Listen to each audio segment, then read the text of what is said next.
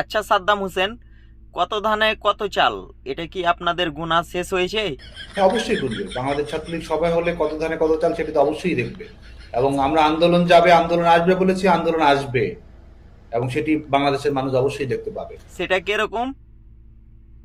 সেটি বাংলাদেশের গণতন্ত্র পুনরুদ্ধারের মাধ্যমেই বাংলাদেশের মানুষের সামনে সেটি বহিঃপ্রকাশ ঘটবে। আচ্ছা সাদ্দাম সেটি হোসেন, আমরা সাদ্দাম সমাধানে হোসেন, দেখতে পাবো। আমরা দেখেছি যে আপনাদের নেতা কর্মীদের ওপরে কিরকম অনির্যাতন করা হয়েছে।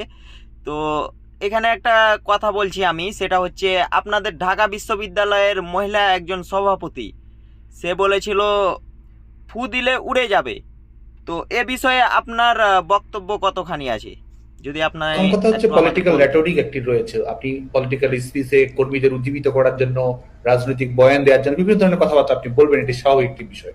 আপনার মোটিভ কি থাকে? মিস্টার সাদ্দাম হোসেন, সাদ্দাম হোসেন, এক মিনিট। আর জনতার শক্তি কত বড় শক্তি, সেটা কি আপনারা অনুধাবন করতে পেরেছেন?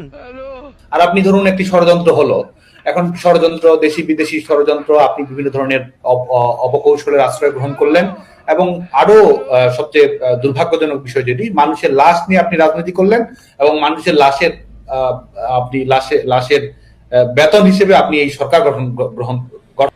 সাদ্দাম হোসেন, লাশের রাজনীতিটা তো আপনারাও করেছেন। যখনই আপনারা ক্ষমতা থেকে চলে যান তখনই লাশ নিয়ে কথা বলেন। তো এ লাশের রাজনীতি কি আপনারা করেন নাই? আমি ভাইসা গেছি মাইনকার চিপায়।